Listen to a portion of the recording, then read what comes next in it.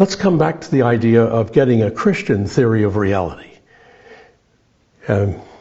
We've seen now how assuming different divinity beliefs can lead to very different views of what math is about and how it's to be done. Not just adding a column of figures, but the theories of math and how it works and why and whether it does and to what extent. Let's take this and transpose it to theories of reality. Theory of reality is trying to find the basic nature of everything. That means everything that we would call creation, that Christians would call creation.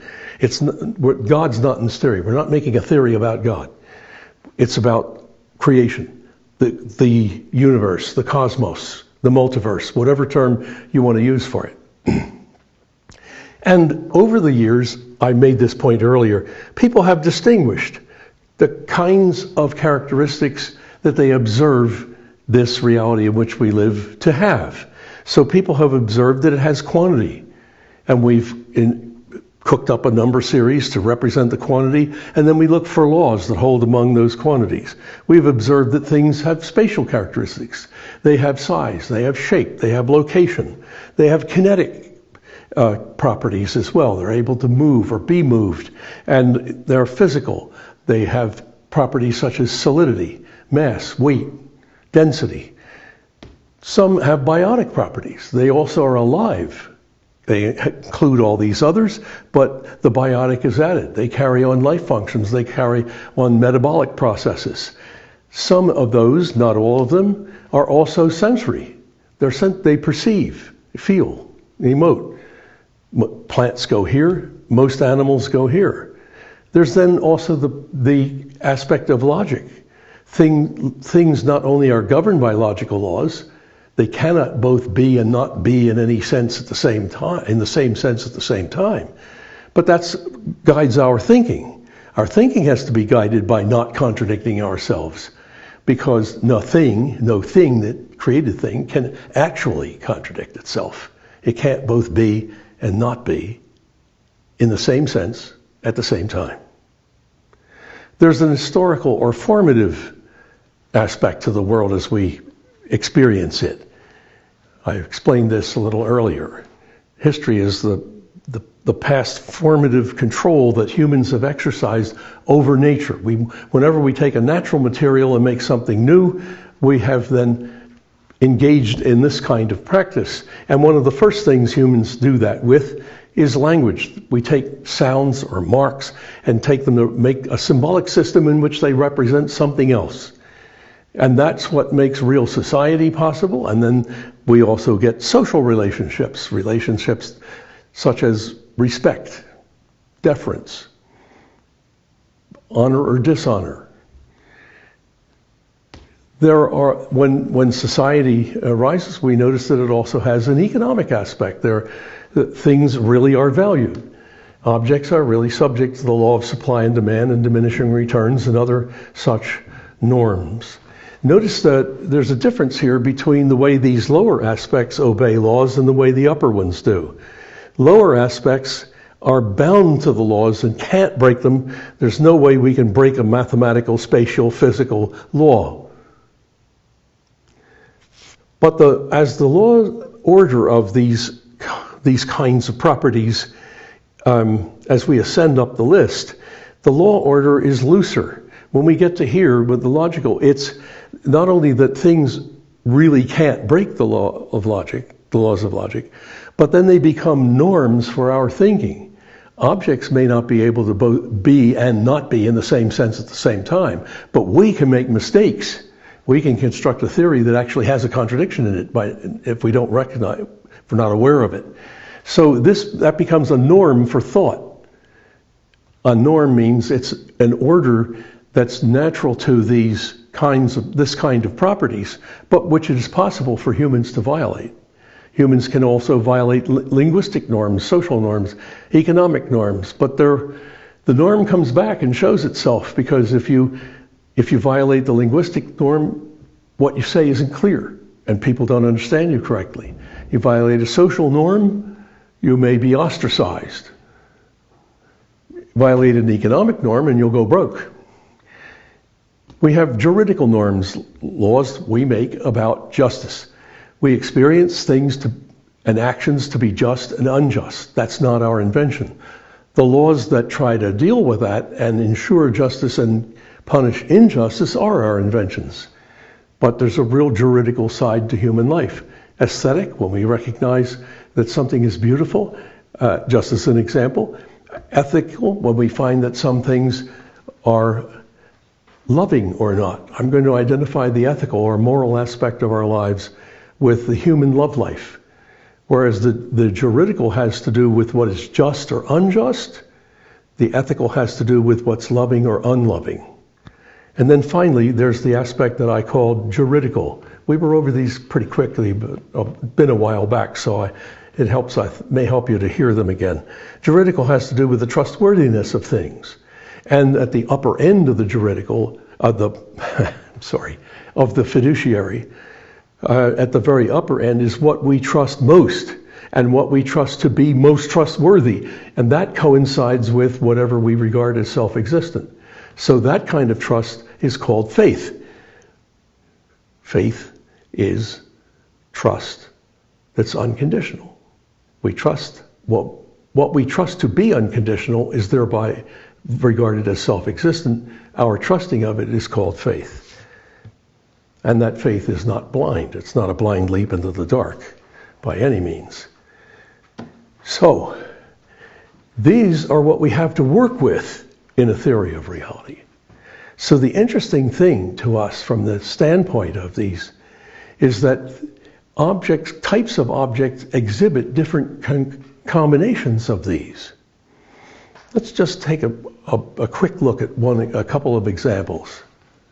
I'm going to leave this up now for the rest of our sessions. And let's point out that these different items on this list are supposed to be kinds of properties with their laws. Kinds of properties, quantitative properties with quantitative laws that hold among them. Spatial properties with spatial laws that hold among them. Physical properties with physical laws that hold among them, and so on. Logical laws and so forth. And I'm going to take the ordinary English word aspect and press it into being a technical term. These are going to be called aspects of reality. They're aspects of reality that we experience. That's how we know about them in the first place. But take a look at this and see if it makes some sense to you. If I've taken an object such as a rock,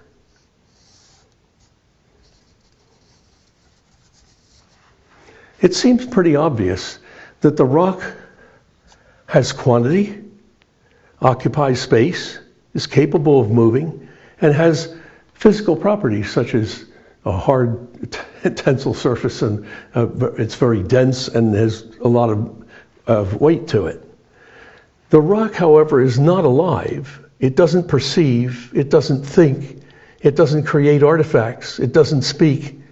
And yet there's a sense in which these other aspects are aspects of the rock also. The rock does these things, has these properties, whether anybody knows it or not. So I'm going to say that it possesses those properties actively, as opposed to possessing others passively. That is, the rock is not alive, but it can be the object of a living thing's needs, desires. It can be part of its nest. This can be the rock the seagull drops the clams on to open them. It can be a tiny rock that a bird swallows and it goes into its gizzard and helps to grind its food. It takes part in a life process without itself being alive. So it's passively biotic. Similarly, the rock doesn't perceive, but it can be perceived. It doesn't think, but we can form a concept of it. It doesn't form artifacts, but it can be formed so as to become one. We can take the rock and carve a statue out of it. That's a beginning of looking for a theory of reality, of looking for a way to get at the natures of things. And our first step will be to say that we're going to accept this list with which people have worked for centuries, And we're going to look for the ways that things are governed by the laws of those aspects, actively or passively. And the first proposal is going to be that everything in creation functions under the laws of all these aspects and has properties of all the kinds, either actively or passively. That's a stunning reversal of the history of non-Christian thought, which has always taken one or two of these and said, this is the divine and everything is either this or caused by this, and we'll trace all the causal efficacy to this one or two things. No, this says, oh, there are all kinds of things, and they have all kinds of properties, and they're governed by all kinds of laws. Because does the rock also function passively in the juridical aspect? Oh, sure. That rock can be part of my property. I own it. That rock could be a murder weapon, a piece of evidence in court. What about ethical? Well, the rock doesn't love or be kind and be merciful to other things. But the rock could be something I hate. It could be the object of my love or hate. I just love the way this rock goes into the garden. It really makes things look great. Or, damn, every time I try to walk past that thing, I stumble over it. I'm going to go get the sledgehammer and bash it one. Get rid of it so I'm not tripping over it. It can be the object of my love or hate. It can also be an object that I trust in some respect. I trust to stand up to the weather and continue to be part of that garden and making it look good. Of course, it would be definitely positively weird if you trusted that rock above all other things and thought that it was the most real thing that generated everything else. In that case, it would be a divinity to you, and you would be regarding the rock as divine and the source of everything else. That's positively strange, but people have done strange things when it comes to that. It's not too far from what some tribal religions have been like. There are tribal religions that have deified very odd things at times. So, and we'll talk about that as well. But can you see this is a way to start that's the opposite from what you'd want to do if some part of the cosmos, the world in which we live, was divine, had divine self-existence and generated everything else. So here we're saying, no, the only thing that's divine and generates all of these is God. And God doesn't come into the theory. God's not a postulate of the theory. Because we believe in God, we're going to theorize, we're going to philosophize this way. And we're going to look for how things function with respect to the different kinds of properties and their laws. So let me just make a comparison here quickly. A plant, then, would have one additional aspect in which it functions actively. It's actively alive. It carries on metabolic processes. Does it feel and emote? I don't think so. I know some people suspect that may be true. But so far as we know, feelings and sensations require a certain neural network to exist. We don't know of anything that actually perceives or feels without that kind of a nervous system. So I'm going to say it functions only passively in that aspect. And logically, we can form a concept of it, and we can form it into something else, and we can give it a name, and so on. Now, in Dooyeweerd's theory, when he comes to animals, he says that the animal would be represented this way. It functions in a sensory way that a plant does not. The animal perceives, feels, reacts. And then he says that the logical is true only of humans. But I've got to say that I'm convinced that at least some of the higher animals have some logical function. I think you probably all know about Coco the gorilla, who was taught the deaf sign language and has carried on conversations with her handlers. When they asked Coco what she wanted for her birthday, she signed a kitten. So they got her a kitten, and she signed "My cat, good." I think that certainly shows an abbreviated, stunted logical ability and linguistic ability. So I'm not willing to draw the line where Dooyeweerd did. I think it can go higher. We noticed, however, that neither Coco nor the other apes that have been taught the deaf sign language, they're not able to ask questions. If you ask them a question, they can answer it, and often they do, but they can't frame a question. They can't understand a hypothetical.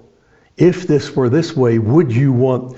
They can't get that. There are all kinds of very narrow limits to this, but it's real. And I don't see that it hurts anything to admit that and go ahead and work with the theory. We're going to find that this isn't the only sort of grid that lets us zero in on the natures of things around us. Dooyeweerd's going to propose at least two more. And then we're going to see that this will give us an account of the natures of artifacts as well as natural things. Something, insofar as I know, hasn't even been tried since Aristotle tried it and gave up. I hope you're getting this. Take a look at it again, read the assignment, and we'll meet again and I'll review it.